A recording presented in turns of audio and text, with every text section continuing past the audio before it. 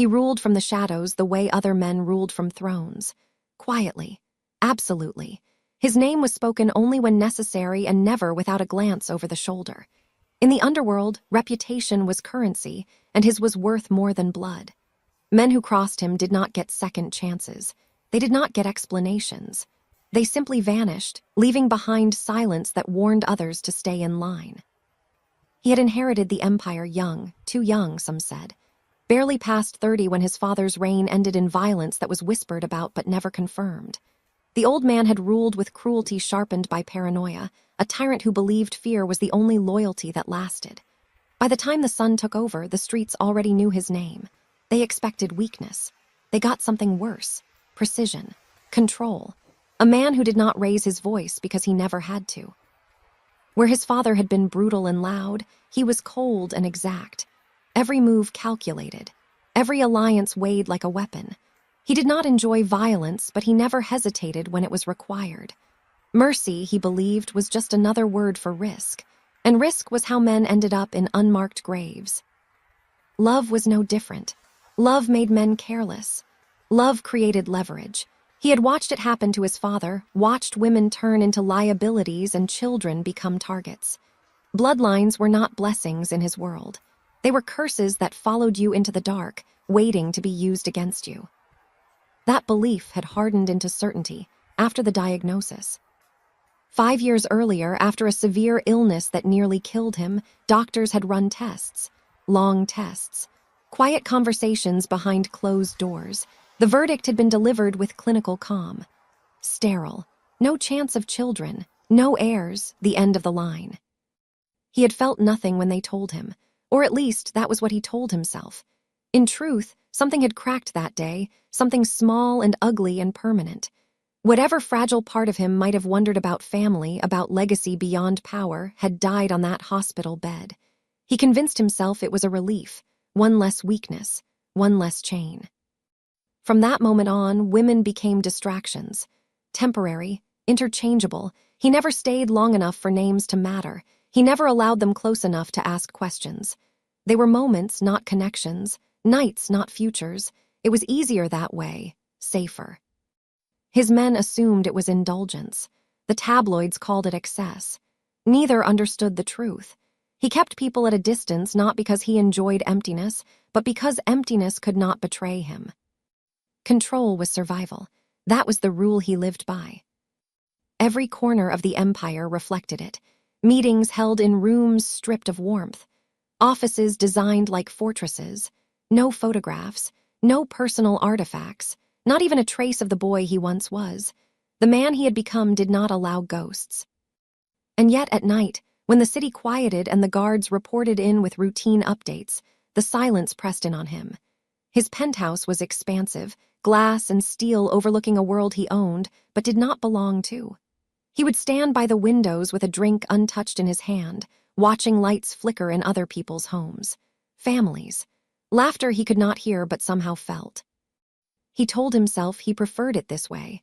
That loneliness was a small price to pay for power. That men like him were not meant for softness.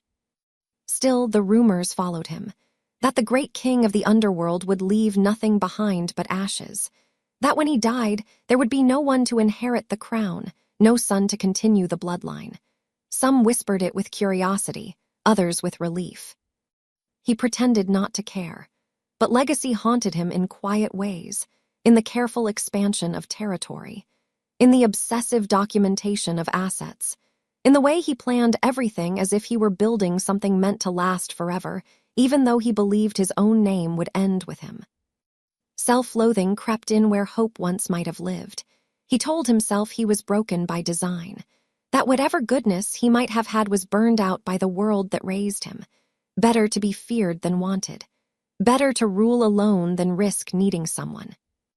And yet, beneath the tailored suits and unflinching gaze, beneath the reputation that made grown men tremble, there was a truth he never allowed himself to say out loud. He was afraid. Afraid that if he let someone see him, truly see him, they would find nothing worth staying for. Afraid that connection would expose the emptiness he worked so hard to control. Afraid that despite all his power, all his wealth, all his dominance, He was a man standing at the end of his bloodline, ruling a kingdom that would die with him. So he tightened his grip, hardened his heart, ruled without mercy, and convinced himself that this was strength. He had no idea that everything he believed was about to be shattered by one woman, and a truth he had been taught never to expect. She did not belong in his world, and everyone knew it except him. The first time he noticed her was not because she tried to be seen. It was because she refused to look afraid. Most people in the room watched him without realizing they were doing it.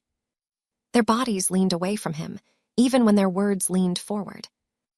Respect in his world was never freely given. It was extracted. She stood near the edge of the room, holding a tablet against her chest. Calm. Still. Focused. As if the men with guns under their jackets were nothing more than background noise. She worked for one of the legitimate fronts tied to the empire. A logistics firm clean on paper and dangerous beneath the surface. Most employees kept their heads down, did their work, left without asking questions. She did neither. When one of his lieutenants dismissed a shipment delay with a lie, she corrected him, quietly, precisely, in front of everyone. The room went silent. Men did not contradict his inner circle. They especially did not do it without permission. He expected fear to cross her face when she realized what she had done. Instead, she met his gaze. Steady, unflinching. Her voice did not shake when she explained the numbers. She spoke like someone who trusted facts more than power, as if truth alone would protect her. Something dangerous stirred in him. Not anger. Interest. After the meeting, his men waited for the order. They assumed she would be reprimanded, removed, replaced. He waved them away. Later that night, he asked for her file. Not because he needed it, because he wanted it. She had no criminal history, no powerful family, no debts tying her to the under. She had built her life through discipline, not desperation. That made her unpredictable. When they crossed paths again, it was by design. A quiet corridor, a calculated coincidence. She greeted him with polite professionalism. No flirtation, no nervous smile, no attempt to impress. Most women in his orbit either wanted his protection or his money. Some wanted both. She wanted neither. That unsettled him more than any threat. He tested her, asked questions meant to intimidate, pressed close enough to feel her reaction. She did not retreat. Her heart raced. He could see it in her throat. But she stayed. Fear existed in her. It simply did not rule her. They spoke briefly. About work. About efficiency. About mistakes. When he walked away, he expected the feeling to fade. It did not. Over the following weeks, he found himself aware of her presence before he saw her. Her voice carried differently. Her silence felt louder. She did not seek him out. That was the worst part. Control had always been his greatest weapon. With her, he felt something slipping. Not because she challenged him openly, but because she existed without bending. One evening, after a brutal negotiation left blood on the marble floor, he stayed behind, hands steady, face empty, while his men cleaned the consequences. She walked in unexpectedly, stopped, took in the scene. Their eyes met. He waited for horror, for judgment, for fear. She swallowed, then asked if he was injured. No one had ever asked him that. The question hit harder than any insult. He dismissed her with a sharp command. More force than necessary.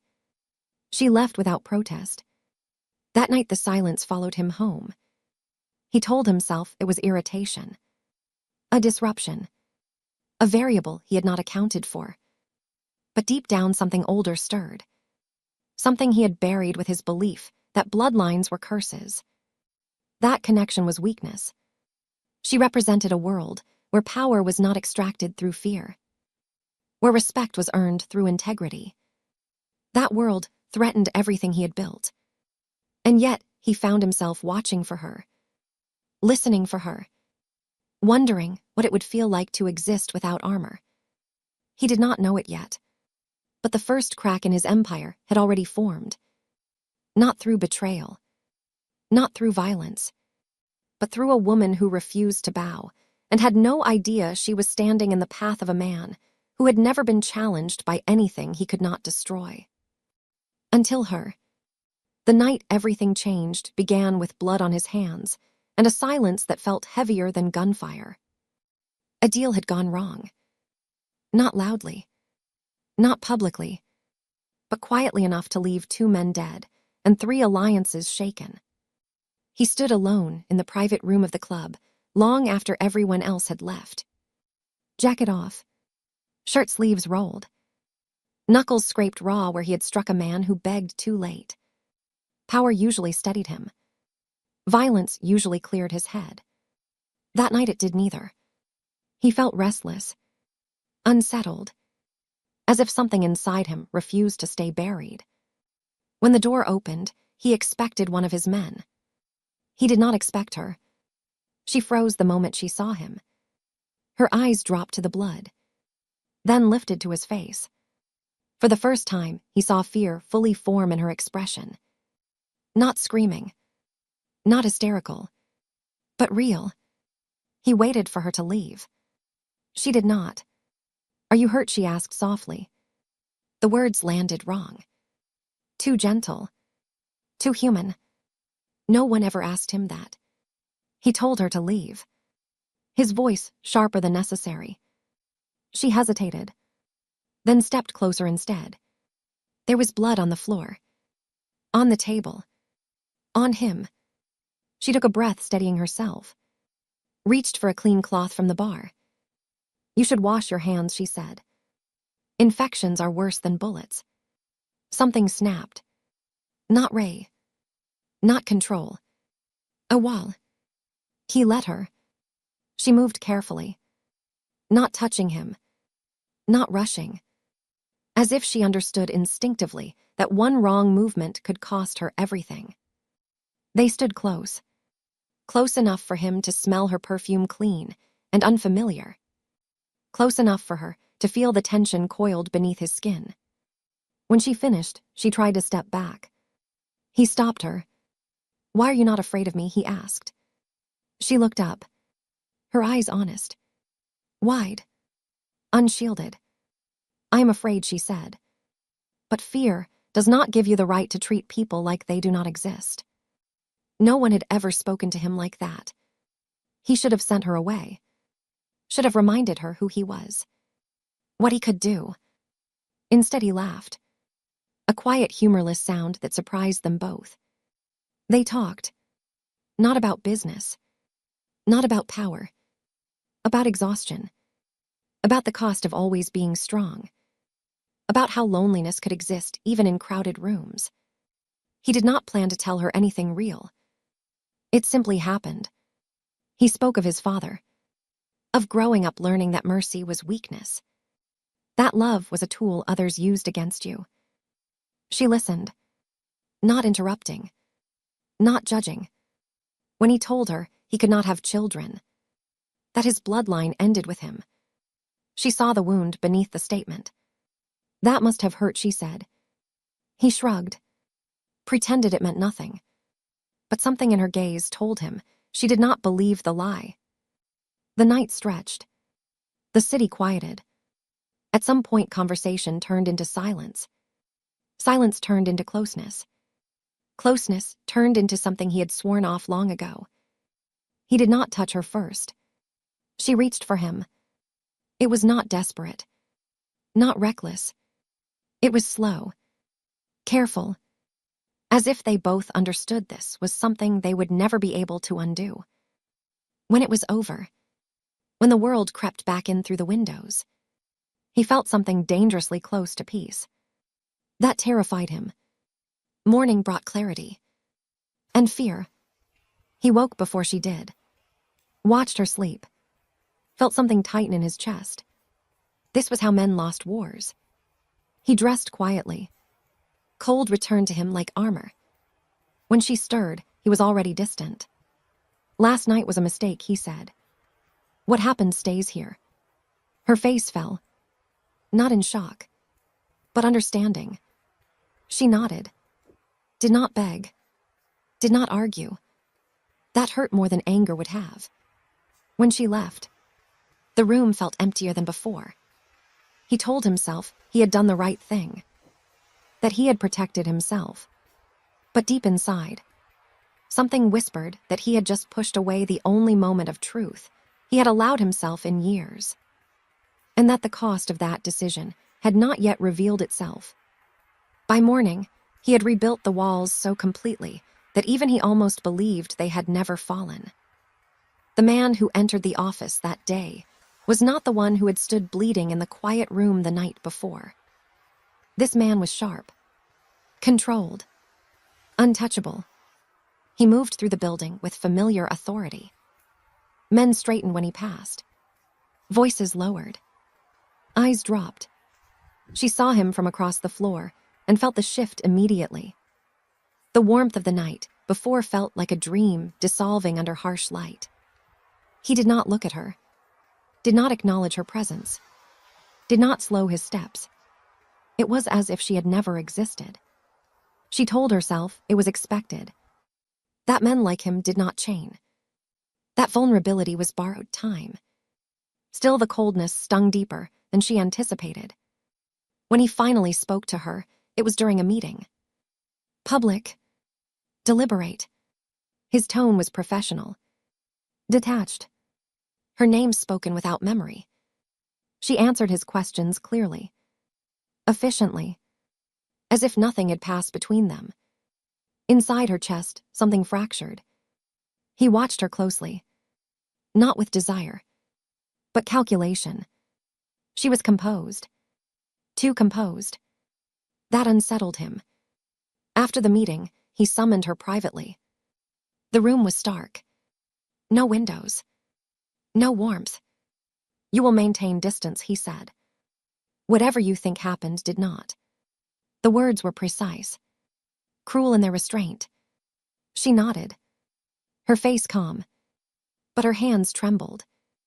I understand, she replied. That was the moment something inside him recoiled. He had expected anger, tears, accusations. Her acceptance felt like a verdict. Over the following weeks, he enforced the separation with ruthless consistency. Assignments changed. Paths no longer crossed. Her work was filtered through others. He convinced himself it was discipline, that cutting ties prevented weakness. But at night, the silence returned sharper than before. He found himself replaying her voice. The way she had asked if he was hurt. The way she listened without trying to fix him. Control slipped in small ways. He grew harsher with his men. Less patient. More violent. The Empire noticed. She noticed too. From her side, the distance felt like erasure. She had not expected romance. Or promises. But being treated as if she were nothing after being seen so completely left a bruise she could not name. She buried herself in work. Ignored the quiet nausea in the mornings.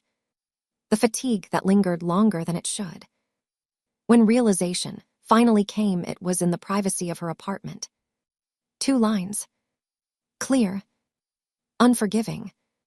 Her breath left her body in a rush. Shock gave way to fear. Then resolve. He needed to know. She waited. Chose the right moment. Requested the meeting formally. When she stood before him again, there was no trace of the man from that night. Only the king. She spoke the truth simply. Without accusation. Without expectation. I am pregnant. For a heartbeat, the room held its breath. Then his eyes hardened. The cruelty that followed was surgical. Accusations fell like knives. Gold digger. Manipulation. Extortion. He told her she was lying. that he could not have children, that she would not trap him. The words shredded whatever hope remained. She tried to speak, to explain. He did not listen. Security was called. Orders given. Her world collapsed in minutes.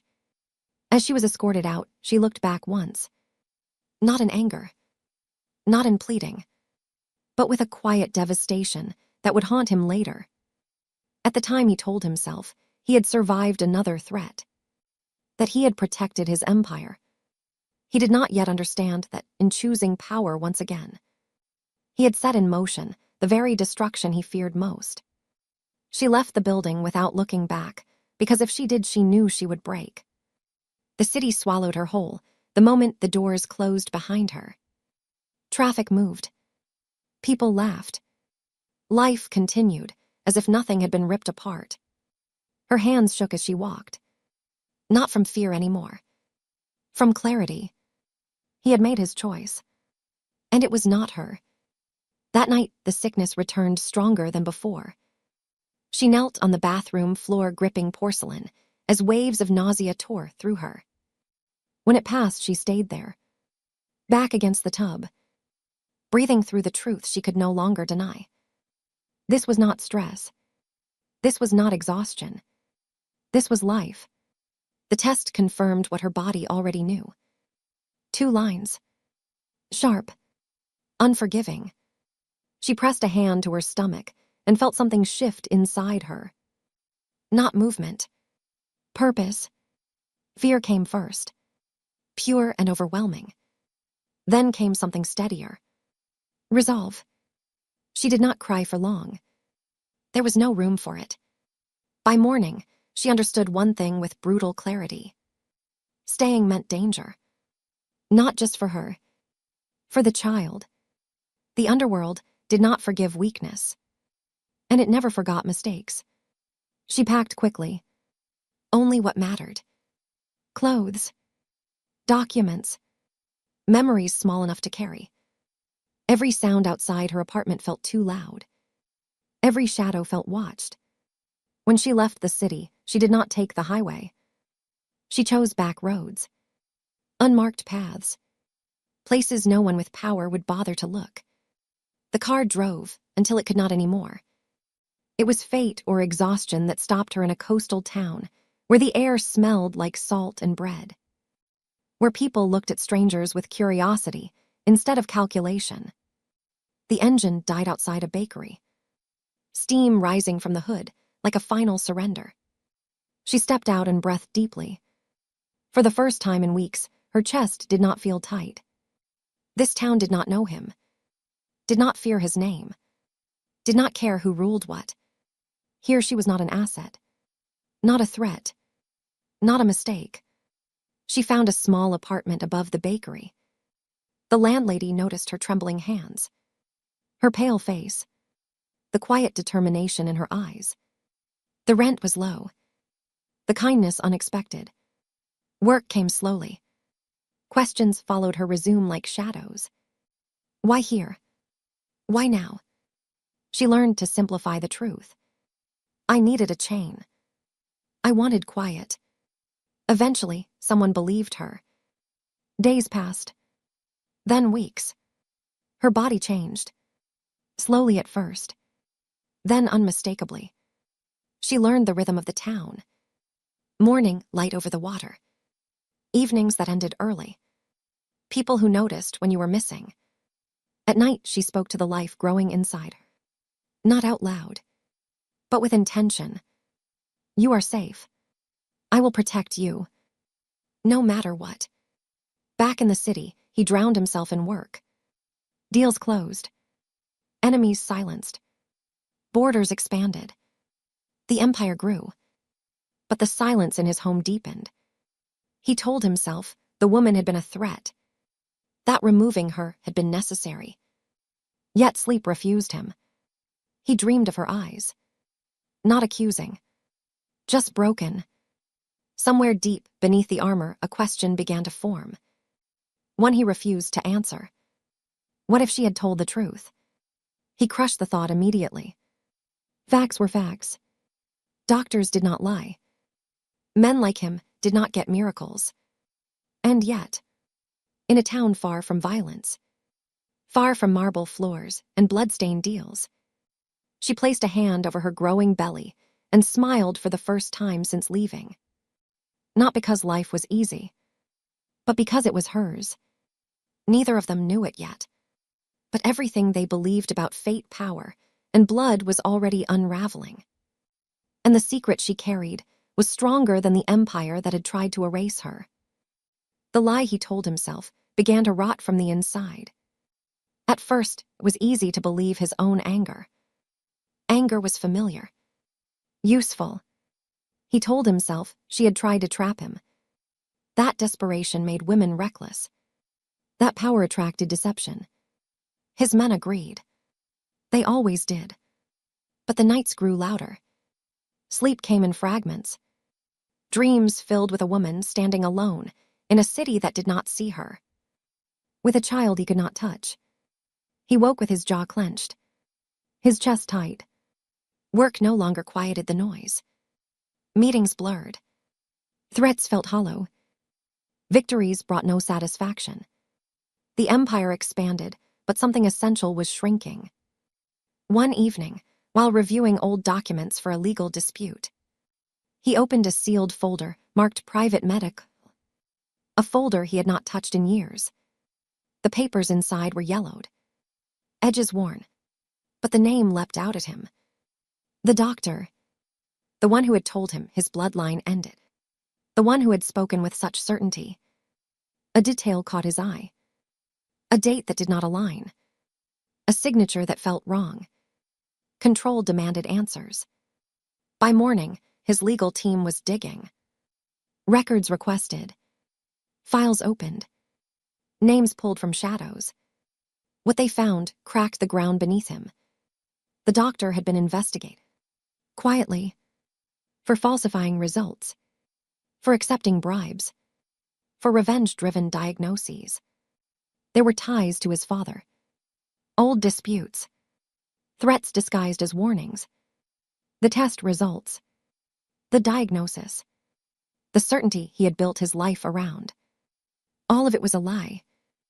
His hands shook for the first time in years. The room felt too small. Too tight. If the diagnosis was false, then the pregnancy. The woman. His breath left him in a sharp rush. She had been telling the truth. The realization did not come gently. It slammed into him with brutal clarity. He had not just rejected her. He had destroyed her. Called her names. Dragged her from his world. Erased her without mercy. And she had been carrying his child. His only heir. A future he believed impossible. Rage rose again. But this time it turned inward. At his father. At the doctor. At himself. Self-loathing wrapped tight around his chest.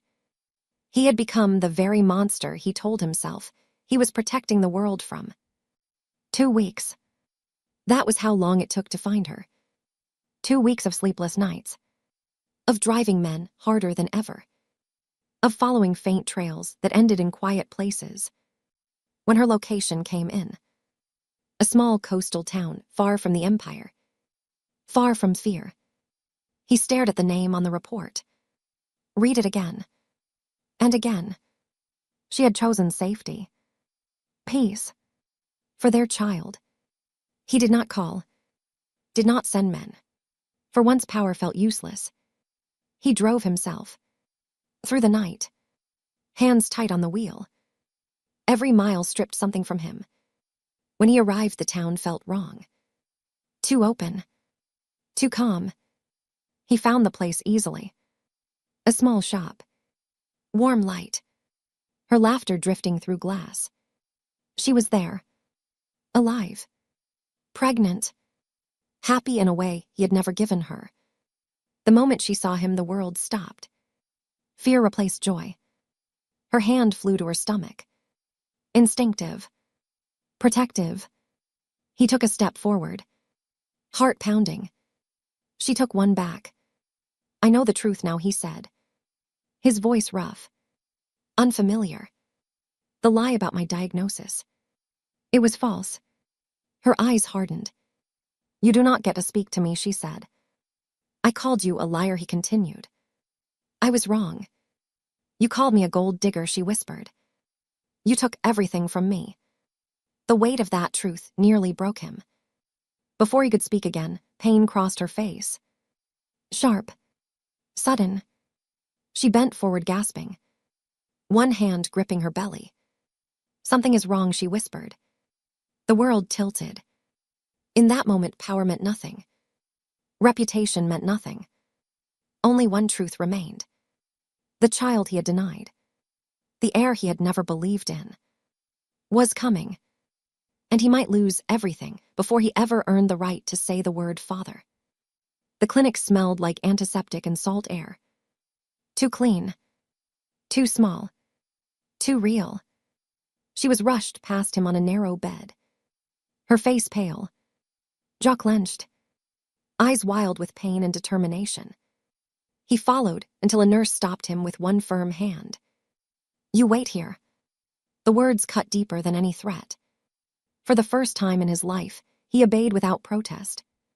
He stood alone in the hallway. Hands empty. Suit stained with dust from the drive. Power stripped away piece by piece. Behind the closed doors, her cries rose and fell. Each sound a blade. Each breath she fought for, reminding him of everything he had taken from her. Men like him were not meant to wait. Waiting was weakness. Waiting was what happened to people without control. Yet here he was. Helpless. He pressed his back against the wall. Closed his eyes. For the first time allowing memory to surface. Her standing in his office. Her voice steady when she said she was pregnant. The way he had looked at her like an enemy, instead of a woman asking for truth. The words gold digger echoed again and again. Poisonous. Irreversible. Hours stretched. Time lost meaning. A nurse passed and looked at him with curiosity, not fear. She did not know his name. Did not care who he was. In this place, he was just another man pacing. Another future father waiting for news. That terrified him more than any rival ever had. Inside the room, she fought alone. Breathing through pain. Holding on to strength she did not know she still had. She thought of the town. The bakery mornings. The quiet kindness that had rebuilt her. She thought of the promise she had made to protect this child. No matter what. When exhaustion threatened to pull her under, she refused. This child would not arrive into fear. Outside, he slid down into a chair. Head in his hands. The empire felt distant. Small. He prayed without words. Without faith. Just raw desperation. Let them live. That was all he asked. When the door finally opened, he stood so fast the chair fell backward. The sound echoed too loud. The doctor stepped out. Face tired. Eyes steady. The baby is here. The words did not register at first. A boy. His knees buckled. A son. His chest tightened so hard he could barely breathe. She is stable, the doctor continued. The baby is small but strong. He is breathing on his own. Relief crashed over him, violent and consuming. Tears came without warning. Uncontrolled. Undignified. He did not wipe them away. He was allowed to see the child, through glass only. That was the rule. He approached slowly, as if afraid the moment would disappear. Inside the small room, a tiny body lay wrapped in blue. Fists clenched. Face scrunched in protest at the world. Dark hair. His hair. Something inside him broke open. That was my son. The heir he never believed could exist. The future he had denied. He pressed his palm to the glass. Felt nothing. Yet felt everything. I am sorry, he whispered. I did not know how to be anything else. Behind him, footsteps approached. She stood there. Weaker. But unbroken. You do not get to touch him, yet she said. He turned slowly. met her eyes. I know. I will wait. The words surprised them both. Waiting was no longer weakness. Waiting was the only proof of change he had left to give. He stayed in the town when every instinct told him to leave. The Empire called. Problems stacked. Men waited for orders. He ignored them all. For the first time, power felt irrelevant. What mattered was behind a thin wall and a pane of glass. Each day he returned to the clinic, sat in the same chair, spoke to the same nurses who did not know his name. They called him Sir. Nothing more. He accepted it. She did not come out at first. Messages were sent through others. Boundaries drawn clean and firm. You can see the baby through the window. You cannot enter the room. He agreed without argument. Through the glass, he watched his son sleep. Wake. Cry. Stretch tiny fingers toward a world that did not yet know him. He memorized everything. The way the baby curled his hand. The sound of his breath. The strength in something so small. Each moment carved into him deeper than any scar. At night, he stayed in a small hotel near the harbor. The room smelled of old wood and sea air. Nothing like his penthouse. He lay awake staring at the ceiling, listening to waves instead of sirens. Memories surfaced without restraint. The doctor telling him he was sterile. His father's voice saying attachments get men killed. The woman standing in his office shaking but honest. He had believed the lie because it suited him, because it justified the walls, because it excused the emptiness. Now there was no excuse. On the third day, she finally agreed to see him. The nurse led him to the door. Stopped. Looked at him with warning. Do not raise your voice. Do not stress her. He nodded. Quiet. When he stepped inside, the room felt fragile. Light filtered softly. Machines hummed. She lay in the bed pale but composed. The baby sleeping beside her. Her eyes met his. No warmth. No fear. Just distance. You can sit, she said. But you do not get to speak first. He sat. Minutes passed. Silence stretched. Not empty. Heavy. I believed I was broken, he said finally. I believed nothing good could come from me. She did not respond. I called you names because I was afraid. Because it was easier to destroy you than face the truth. Her jaw tightened. You destroyed my life, she said. You took my work. My safety. My dignity. I know. The words felt inadequate. But they were honest. I am not here to ask forgiveness. I am here to take responsibility. That caught her attention. I will not use my name. My money. My power. I will not take him from you. I will earn the right to stand near him. Her eyes flicked to the baby. You think that is enough, she asked. No, he replied. But it is a start. She studied him. Searching. You were my worst fear, she said quietly. The proof that men with power never chain. He swallowed. Then let me prove you wrong. Another silence. Finally she spoke. You stay in this town. You live like everyone else. You show up without demanding. One mistake. One threat. One lie. And we disappear. He did not hesitate. I accept. When he stood to leave, she stopped him. You can come tomorrow. For 1 hour. The words landed like mercy. Outside the clinic, the sky was heavy with clouds. Rain began to fall. He stood there letting it soak through his clothes. For the first time in his life, he was not running an empire. He was learning how to wait. And in that waiting, something inside him shifted. Power no longer felt like control. It felt like restraint.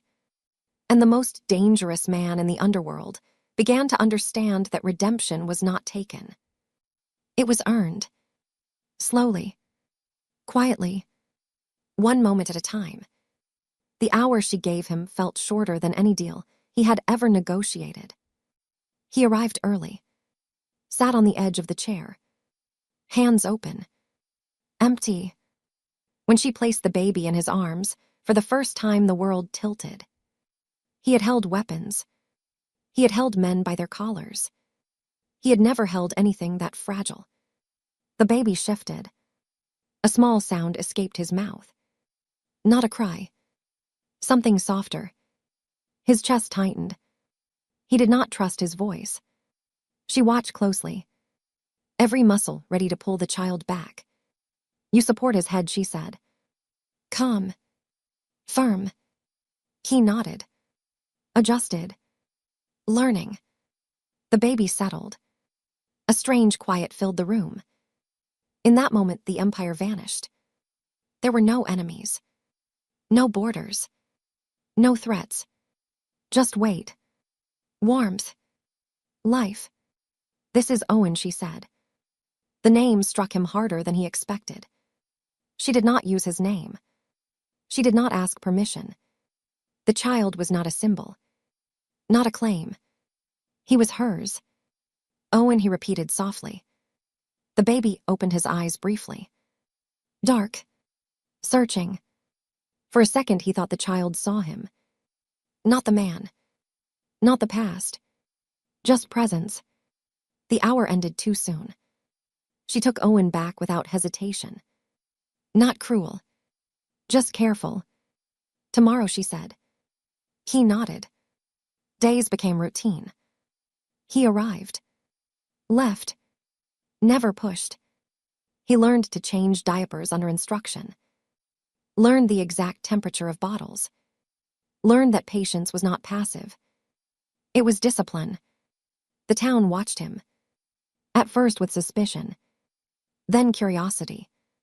He fixed a broken railing at the harbor. Helped an old man carry crates. Sat quietly in the back of the bakery with coffee he did not finish. No one knew who he had been. That anonymity felt like penance. At night, the empire demanded attention. Conflicts flared. Men questioned his absence. He delegated. Redirected. Let go. Power began to loosen its grip. One evening, she joined him on a bench outside the clinic. Owen asleep between them.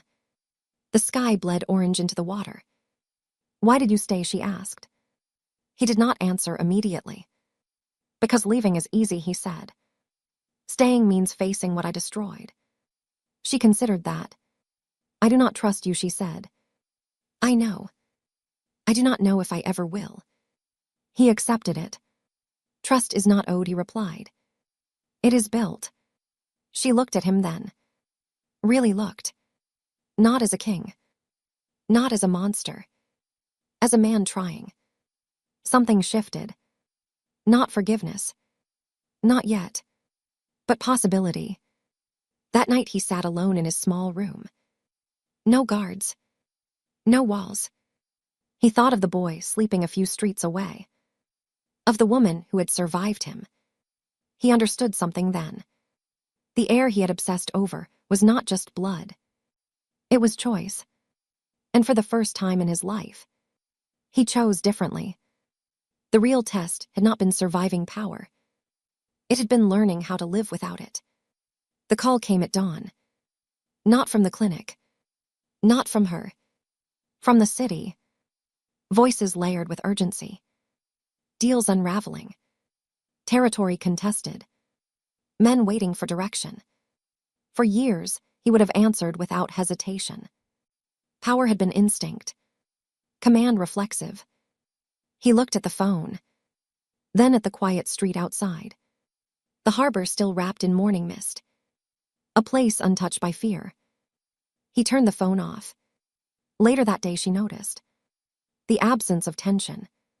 The way he moved slower. As if something heavy had been set down. You are different, she said quietly, while Owen slept against her chest. He nodded. I stepped away. From the empire, she asked. From who I was, he replied. She did not respond immediately. They walked along the shoreline. Sand cool beneath their feet. Waves steady. I sold my control, he continued.